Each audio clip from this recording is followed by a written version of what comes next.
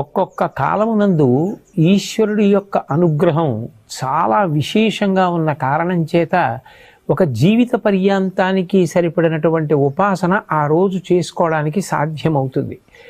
అటువంటి వాటిలో ఒక తిథి మహాశివరాత్రి. అందుకే జన్మానికి ఒక శివరాత్రి అని పేరు వచ్చింది. ఆ మహాశివరాత్రి మాఘమాసంలో వచ్చేటటువంటి కృష్ణపక్షంలో అర్ధరాత్రి వేళటికి చతుర్దశి పరివ్యాప్తమైతే దాన్ని మహాశివరాత్రి అని పిలుస్తారు. మనకి దక్షిణాయనం ఉత్తరాయణం రెండు ఆయనములు. ఇందులో శ్రావణ మాసంలో బహుళపక్షంలో వచ్చేటటువంటి అష్టమి తిథి నాటి అర్ధరాత్రి వేళ కరచరణాదులతో కృష్ణ పరమాత్మ ఆవిర్భవించారు. ఆయన అర్ధరాత్రి రావడానికి కారణం జగద్గురువై లోకమునకు అజ్ఞానపు చీకట్లు పోగొట్టి దేశకాలములతో సంబంధం లేకుండా అందరూ తరించడానికి వీలైనటువంటి ప్రస్థానత్రయంలో ఒకటైనటువంటి భగవద్గీతని ఇచ్చారు.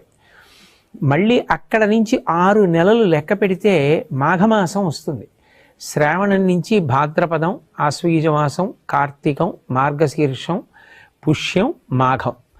ఈ 6 నెలల్లో 6వదైనటువంటి మాఘమాసంలో వచ్చినటువంటి కృష్ణపక్ష చతుర్దశి అర్ధరాత్రి వేళ పరమశివుడు లింగాకారంగా ఆవిర్భవించాడు. అది ఎంత పెద్ద లింగము అంటే యజుర్వేదం దాని గురించి మాట్లాడింది.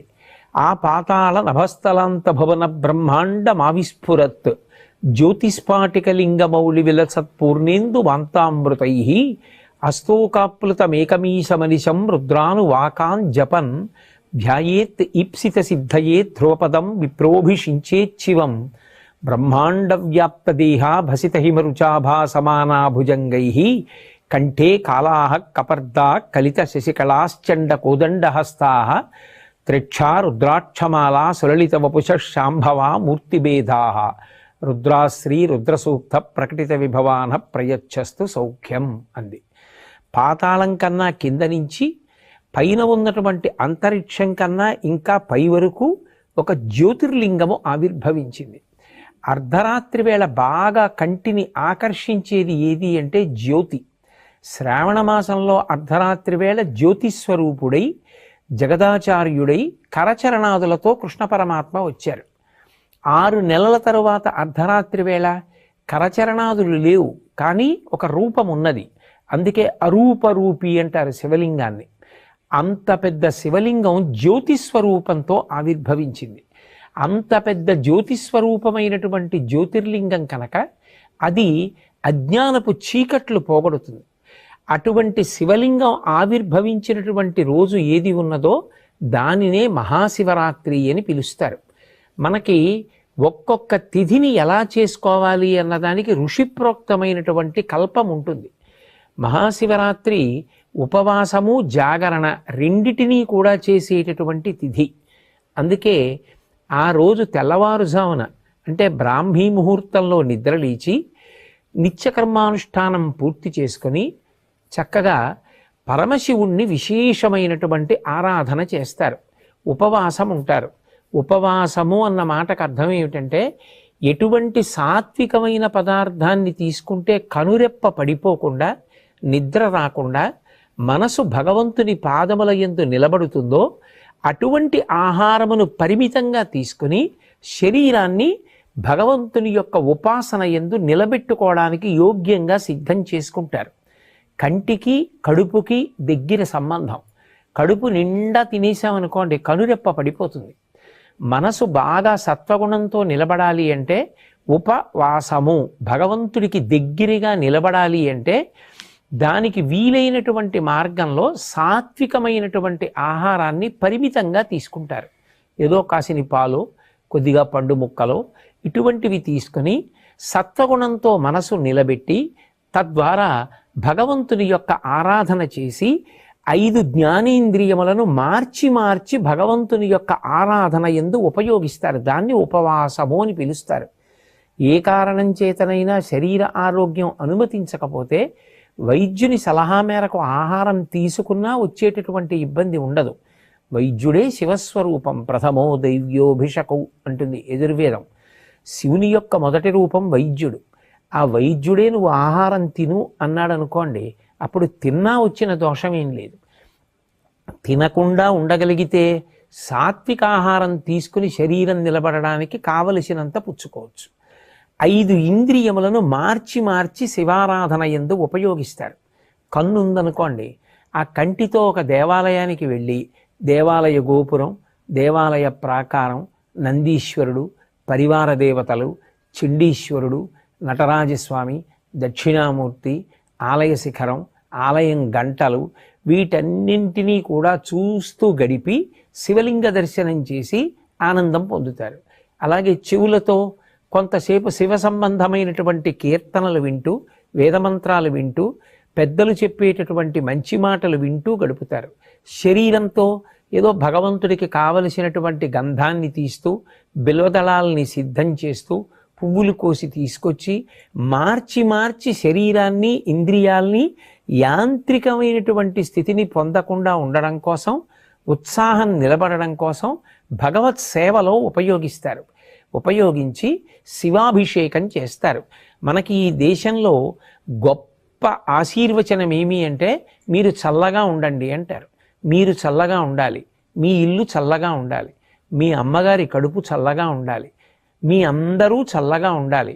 చల్లగా ఉండాలి అన్న మాటకు అర్థం ఏమిటంటే, మనసు ఉద్వేగం పొందవలసిన అవసరం లేకుండా, తాపం లేకుండా, అందరి యొక్క అవసరములు తీరి అందరూ ప్రశాంతంగా ఉండేటటువంటి స్థితి కలగాలి.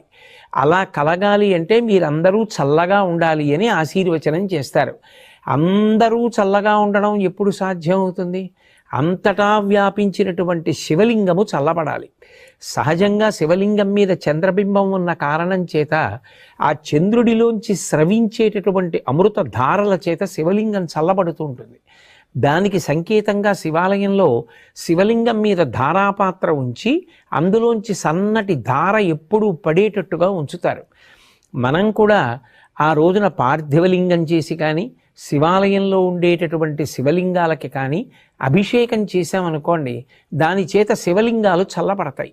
లింగం చల్లబడింది అన్న మాటకు అర్థం ఏమిటంటే, ఒక్క నా ఊరు, నా కుటుంబం, నా వీధి కాదు, అందరూ చల్లగా ఉండాలి. ప్రపంచంలో ఉన్న వాళ్ళందరూ చల్లగా ఉండాలి. ఎవరి మధ్య వైషమ్యాలు ఉండకూడదు. అందరూ ప్రశాంతంగా ఉండాలి. మనిషి ఉద్వేగపడడానికి కారణం ఆకలి. ఆకలి వేసి అన్నం దొరకకపోయినా ధర్మం నిలబడదు. ఆకలితో ఉన్న ప్రజలు ధర్మాన్ని పాటించమంటే ఎలా పాటిస్తారు? నీరు దొరకకపోతే ధర్మం నిలబడదు. అందుకే అందరి అవసరాలు తీరాలంటే భగవదనుగ్రహంతో పడవలసినటువంటి వర్షములు సకాలంలో పడాలి. శం ద్విపదే, శం చతుష్పదే, 2 కాళ్ళున్న ప్రాణులే కాదు, 4 కాళ్ళున్న ప్రాణులు కూడా కడుపు నిండా ఆహారం తిని అంతటా చల్లబడి అందరూ చల్లగా సంతోషంగా ఉండాలి. ధర్మ మార్గంలో నడవాలి. ఎవరు ఎవరిని చెనకకూడదు. దాని వలన శాంతి కలగాలి. అటువంటి స్థితి కలగాలి అంటే అది కేవలం ఏదో ఒక విషయాన్ని చేస్తే కుదిరేది కాదు. శివలింగాన్ని ఆరాధన చేసి ఆ కాలమునందు శివలింగానికి అభిషేకం చేస్తే ఆ శివలింగం చల్లబడితే లోకమంతా చల్లబడుతుంది. అందరి కోరికలు తీరుతాయి. అందుకే లోకమంతా చల్లగా ఉండడానికి అందరూ తమ వంతుగా చేసేటటువంటి ఆరాధన మహాశివరాత్రి. అటువంటి మహాశివరాత్రి నాడు చక్కగా శివలింగ ఆరాధన చేసి శివానుగ్రహం పొందడము అంటే కొన్ని కోట్ల జన్మలుగా వస్తున్నటువంటి అజ్ఞానపు చీకట్లు విచ్చిపోయి ఈశ్వరానుగ్రహం చేత ఆ జ్ఞానం అనేటటువంటి జ్యోతి లోపల వెలుగుతుంది. ఆ జ్ఞానము కలిగితే ఇక మళ్ళీ పుట్టవలసిన అవసరాన్ని పోగొట్టుకుంటాడు. అందుకే జన్మానికి ఒక్క శివరాత్రి అయినా చెయ్యండి అంటారు. ఒక బిల్వదళంతో అర్చన చేయడం, తుమ్మిపూలతో అర్చన చేయడం, పంచామృతాలతో అభిషేకం చేయడం, అలాగే ఆ కాలమునందు దొరికేటటువంటి పుష్పములను సేకరించి ఈశ్వరార్చన చెయ్యడం, భాగవతులందరూ కూర్చుని చక్కగా భజన చేసుకోవడం, ఇవన్నీ కూడా మహాశివరాత్రి నాడు విధింపబడినటువంటి విశేషాలు. దీనితో పాటుగా జాగరణ అనేటటువంటిది మిగిలినటువంటి ఏ తిథి నాడు కనపడనిది ఒక్క మహాశివరాత్రి నాడే కనపడుతుంది. జాగరణ అన్న మాటకు అర్థం ఏమిటంటే మెలకువగా ఉండుట. సాధారణంగా మనందరం మెలకువగా ఎప్పుడు ఉంటాం? పగటి వేళ మెలకువగా ఉంటాం, రాత్రి వేళ నిద్రపోవడం విధింపబడింది, నిద్రపోవాలి తప్ప నిద్రపోకుండా తెలివిగా ఉండకూడదు. కానీ ఒక్క మహాశివరాత్రి నాడు మాత్రం జాగరణ చేస్తారు. జాగరణ అంటే కేవలం తెలివిగా ఉండడం, కేవలం నిద్రపోకుండా ఉండడం అని కాదు దాని అర్థం. జాగరణ చేస్తున్నాడు అన్న మాటకు అర్థం ఏమిటంటే ఆ రోజున మెలకువగా ఉన్నాడు అంటే తనని తాను పరిశీలిస్తున్నాడు, జాగ్రత్త పడుతున్నాడు. ఎందుకు మెలకువగా ఉన్నాడు అంటే ఏదైనా తనని పట్టుకోకూడనిది వచ్చి పట్టుకుంటుందేమో అని జాగ్రత్త పడుతున్నాడు. ఎక్కడి నుంచి వచ్చి పట్టుకుంటుంది? ఏదో బయట నుంచి వచ్చి పట్టుకునేది కాదు. కొన్ని కోట్ల జన్మల నుంచి మళ్ళీ పుట్టి మళ్ళీ చచ్చి మళ్ళీ పుట్టి మళ్ళీ చచ్చి జనన మరణ చక్రమనందు తిరగడానికి కారణం అరిషడ్వర్గములకు వశం కావడం. కామక్రోధ లోభ మద మోహ మాత్సర్యములనేటటువంటి 6 శత్రువులు ఎక్కడో ఉండరు, ఇక్కడే కూర్చుని ఉంటారు. కామక్రోధశ్చ లోభశ్చ దేహే తిష్టంతి తస్కరాహ జ్ఞానరత్నాపహారాయ తస్మాత్ జాగ్రత్త జాగ్రత్త అంటారు. ఎప్పుడూ జాగ్రత్తగా ఉండు. అవి ఎప్పుడు పైకి లేస్తాయో తెలీదు. కామము, క్రోధము, లోభము, మదము, మోహము, మాత్సర్యము అనబడేటటువంటి 6 శత్రువులు కొంచెం ధ్యానం చేసి కొంచెం భక్తిగా ఉందామని ప్రయత్నం చేసేటప్పటికీ లోపల నుంచి ఆ శత్రువు పైకొచ్చి ఆ ఉపాసనని ధ్వంసం చేసి మనిషిలో రాక్షసత్వం కలిగేటట్టు చేస్తాడు. ఒక రాత్రంతా జాగరణ చేయడము అన్న మాటకు అర్థం ఏమిటంటే ఇటువంటివి తన దరికి చేరకుండా ఉండడానికి జాగ్రత్త పడడాన్ని అభ్యాసం చేస్తాడు. వీటన్నిటికీ విరుగుడేమిటి అంటే అవి మనని పట్టుకున్నాయి, మనం దాన్ని పట్టుకోలేదు. కామం నన్ను పట్టుకుంది, కామాన్ని నేను పట్టుకోలేదు. కోపం నన్ను పట్టుకుంటుంది, కోపాన్ని నేను పట్టుకోలేదు. లోభం నన్ను పట్టుకుంది, నేను లోభాన్ని పట్టుకోలేదు. అవి నన్ను వదిలిపెట్టాలంటే దానికి పరిష్కారం ఏమిటంటే ఏది చూస్తే దానికి చికాకు కలుగుతుందో అది కనపడితే అది వదిలేస్తుంది. ఉదాహరణకి జలగ పట్టుకుంది అనుకోండి, నెత్తురు తాగేస్తూ ఉంటుంది. మీరు జలగ పట్టుకుందని దాన్ని వదిలించుకుందామని పట్టుకుని లాగారనుకోండి, సాగుతుంది తప్ప వదలదు. అందుకే వీడు జలగలా సాగుతున్నాడు రా అంటారు. అప్పుడు ఏం చేస్తారు? జలగ ఎక్కడ పట్టుకుందో అక్కడ ముగ్గు తీసుకొచ్చి వేస్తారు. జలగ నోటి దగ్గర ముగ్గు వేస్తే దానికి ఆ ముగ్గు అంటే పరమ అసహ్యం, వెంటనే వదిలిపెట్టి కింద పడిపోతుంది. ముగ్గు తగిలితే జలగ వదిలిపెట్టేసినట్టు భగవత్ సంబంధమైన విషయములు ఏవి లోపలికి వెడుతున్నా ఇవి పైకి లేవవు. అగ్ని పైకి లేస్తోందనుకోండి, దీప్తమగ్ని వివాంభస అంటారు. నీరు పోసారనుకోండి అగ్ని చల్లారిపోతుంది. నెయ్యి పోస్తే అగ్ని పైకి లేస్తుంది. కోరికలు తీర్చుకున్న కొద్దీ కోరికలు విజృంభిస్తాయి. నాకు కోపం ఎక్కువ అండి అని అదేదో గొప్ప అనుకుంటే కోపం ఎక్కువే అవుతుంది. వాటిని పరిశీలించుకోవాలంటే అవి దేన్ని పోస్తే అణిగిపోతాయో పరిశీలించాలి. ఆ పరిశీలించేటటువంటి రాత్రి ఏది ఉందో, ఏనాడు నువ్వు మెలకువగా ఉండి ఏవి నిన్ను అజ్ఞానపు చీకటిలోకి నెట్టేస్తున్నాయో వాటిని పరిశీలించేటటువంటి రాత్రికి జాగరణమని పేరు. ఆయన జ్ఞానజ్యోతి అయి ఆవిర్భవించినటువంటి పరమ పవిత్రమైన తిథి. ఆ రోజున మనం పరిశీలించడం మొదలు పెడితే మనకి శివానుగ్రహం కలుగుతుంది. ఆయన వచ్చిందే అందుకు. నేను నిన్ను శివుణ్ణి చేస్తాను, నీకు వీటిని గెలవడానికి మార్గాలు నీకే తట్టేటట్టుగా చేస్తానంటాడు. ఒకడు అప్పటి వరకు కోపం గొప్ప అనుకున్నాడు. ఒకరోజు జాగరణ చేసి బాగా ఆలోచించాడు అనుకోండి, తెలుస్తుంది కోపం వల్ల ఏమి సాధిస్తాను. ఒకవేళ నేను బలవంతుడనై కోపము చేత అవతలవాణ్ణి శాసించినా అది తాత్కాలికం, వాడు మళ్ళీ ఎప్పుడోప్పుడు తిరగబడతాడు. కానీ ప్రేమ చేత జయించింది శాశ్వతం. అందుకే కోపం కన్నా ప్రేమ గొప్పది అని తెలుసుకున్నాడు. కోపము నన్ను పాడు చేస్తోంది. నేను కోపంతో ఎవరినైనా ఏమైనా అంటే వారు దాన్ని తీసుకోకపోతే అది వారినేం చేయదు. కానీ కోపంతో దుర్భాషలాడి నేను పాపం మూట కట్టుకుంటున్నాను. అందుకే కోపము శత్రువు, దీన్ని నేను దగ్గరికి రానివ్వకూడదు. ఇది పైకి లేస్తుంటే నేనేం చెయ్యాలి? అది లేవకుండా నీళ్లు పొయ్యాలి. ఏమిటా నీళ్లు? ఈశ్వర చింతనము. నేను వెంటనే ఓ గదిలోకి వెళ్ళి కూర్చుని భగవంతుడి గురించి ఆలోచించడం మొదలుపెట్టాను అనుకోండి, ఆయన లోకం కోసం హాలాహలాన్ని భక్షించి అందరూ దేన్ని నిరసిస్తారో దాన్ని తీసుకెళ్ళి నెత్తి మీద పెట్టుకున్నాడు. చంద్రుడు తప్పు చేశాడని లోకమంతా విమర్శించింది. ఆ చంద్రుణ్ణి తెచ్చి నెత్తి మీద పెట్టుకున్నాడు. హాలాహలం బయటికెడితే పాడు చేస్తుందని కంఠంలో పెట్టుకున్నాడు.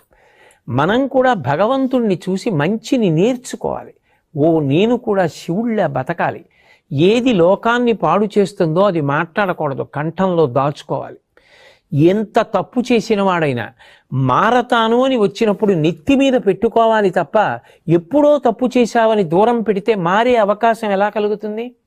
శివారాధన చేస్తాడు అన్న మాటకు అర్థం ఏమిటంటే శివుళ్ళ బ్రతకడం అలవాటవుతుంది.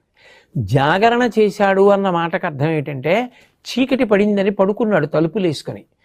ఆ రోజు పడుకోలేదు, మెలకువగా ఉన్నాడు. ఆ చీకటిని గెలవడానికి కారణాలు వెతికాడు. నన్ను అజ్ఞానపు చీకటిలోకి తోసేస్తున్న అరిషడ్వర్గములను నేను ఎలా గెలవాలి? బాగా భగవంతుని యందు మనసు పెట్టాడు, ధ్యానం చేశాడు, మంచి గ్రంథపఠనం చేశాడు, శివారాధన చేశాడు, అర్ధరాత్రి కూడా అభిషేకం చేశాడు, పెద్దల మాటలు విన్నాడు, కీర్తనలు విన్నాడు, ఆలోచించాడు, పూజ చేశాడు. మనసుని మార్చి మార్చి ఇంద్రియములతో కలిపి భగవంతుని యొక్క పాదముల దగ్గర పెట్టగా అరిషడ్వర్గములను గెలవడానికి కావలసినటువంటి మార్గములు ఇక్కడే ప్రచోదనమవుతాయి. ఇప్పుడు ఆ అరిషడ్వర్గములను గెలవడం చేతనైంది. ఆయన ఎవరవుతాడు? పశువు పశుపతి అయిపోయాడు. ఎందుకని? అప్పటి వరకు పట్టుకున్న కర్మపాశములు తెగిపోయి భగవంతుని యందు ఐక్యమయ్యాడు. చిరంజీవన్నేవ క్షపిత పశుపాశ వ్యతికర పరానందాభిక్యం రసయతి రసం తద్భజనవాన్ అంటారు శంకర భగవత్పాదుల సౌందర్యలహరిలో. ఆ భగవంతుని యొక్క అనుగ్రహం కలిగితే కర్మపాశములు తెగిపోతే పశుత్వం పోయి పశువు పశుపతి యందు ఐక్యమయ్యాడు. అలా ఉపాసన చేయడానికి యోగ్యమైన రోజు. ఎందుకని? ఆయనే జ్ఞానజ్యోతిగా ఆవిర్భవించాడు. యావత్ బ్రహ్మాండం నిండిపోయేటటువంటి జ్యోతిర్లింగంగా వచ్చాడు. ఈ రోజున ఎవరు నన్ను ఉపాసన చేస్తారో, ఎవరు జాగరణ చేస్తారో వాళ్ళని నేను అనుగ్రహిస్తానన్నాడు. 84 లక్షల జీవరాశులలో దేశకాలములను తెలుసుకొని ఆ తిథి యొక్క గొప్పతనాన్ని తెలుసుకొని ఉపాసన చెయ్యగలిగినటువంటి శక్తి ఎవరికి ఉంటుంది? ఒక్క మనుష్య ప్రాణికే ఉంటుంది. అందుకే జంతువునాం నరజన్మ దుర్లభం. అటువంటి నరజన్మ ఎత్తిన తరువాత మరి మహాశివరాత్రి లాంటి పర్వదినాన్ని విడిచిపెట్టేసుకుంటే దాని వలన ఎంత ఉపాసన కోల్పోయాం. ఒక జన్మంతా చెయ్యవలసిన సాధన ఒక్క శివరాత్రి నాడు చేస్తే చాలు. అది కాలమునందు కలిసి వచ్చేటటువంటి సమయం. పిల్లవాడు సంవత్సరం అంతా ఎంత కష్టపడి చదివాడు పక్కన పెట్టండి. పరీక్షకి వెళ్ళి రాయడం మొదలుపెట్టిన తర్వాత దూరంగా ఎక్కడి నుంచో వాడికి ఇష్టమైన పాటలు వినపడుతున్నాయి. ఆ 1-2 గంటలే వాడు పరీక్ష మీద దృష్టి వదిలిపెట్టి పాటల మీద దృష్టి పెట్టాడు. ఏమైంది? సంవత్సర ఫలితం పోయింది. సంవత్సరంలో కొంత భాగం బాగా చదువుకున్నాడు, కానీ ఇప్పుడు ఆ పాటలు వినకుండా ఇప్పుడు దీని మీద దృష్టి పెట్టాడు.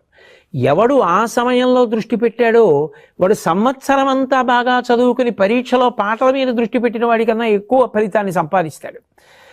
ఆ కాలమునందు విలువ ఉంటుంది. పరీక్ష ఆ కాలమునకు ఒక విలువ. ప్రాతకాలము దానికి ఒక విలువ, మధ్యాహ్నము దానికి ఒక విలువ, సాయంత్రము దానికి ఒక విలువ. ఒక సంవత్సరం మొత్తానికి కాదు, ఒక జీవితం మొత్తానికి నరజన్మకి అత్యంత గొప్ప తిథి ఏది అంటే మహాశివరాత్రి. ప్రతీ నెల మాస శివరాత్రి వస్తుంది. దాన్ని మహత్శబ్దంతో పిలిచారు. మహాశబ్దంతో పిలవబడినటువంటి తిథులు మీకు కనపడవు. మహాశివరాత్రి అంటే ఇక ఇంతకన్నా నువ్వు ఉపాసన చేయడానికి తేలికైనటువంటి రోజు రాదు.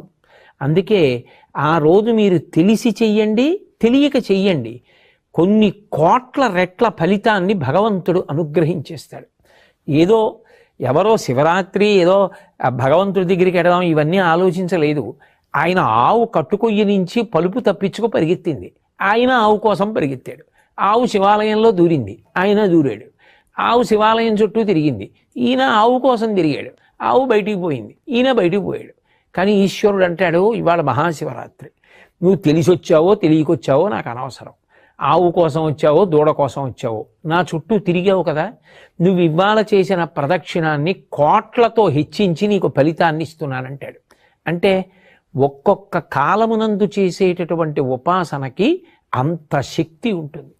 అయినప్పుడు ఇంత గొప్ప తిథి మనకి దగ్గరలో ఉన్నప్పుడు మనం దాని గురించి తెలుసుకొని సమాయత్తమై మనకి శరీరం ఎంతవరకు అనుమతిస్తే అంతవరకు, ఆరోగ్యం ఎంతవరకు అనుమతిస్తే అంతవరకు, మరీ ఛాందసత్వానికి పోకుండా, శక్తి ఉన్నప్పుడు చెయ్యగలిగినది విడిచిపెట్టకుండా సమతౌల్యాన్ని పాటిస్తూ మనసుని భగవంతుని యందు పెట్టడం అన్నది ప్రధానం చేసుకొని ఇంద్రియములతో కలిపి మనసుని మార్చి మార్చి భగవంతుని యందు పెట్టి ఆయన చేసిన ఉపకారములను స్మరించి మనం భగవంతుని యందు చేరిపోవడానికి నరజన్మ అనేటటువంటిది అత్యంత ప్రధానమైనది కాబట్టి సద్వినియోగం చేసుకోవడానికి అపూర్వమైనటువంటి రోజు ఈ మహాశివరాత్రి.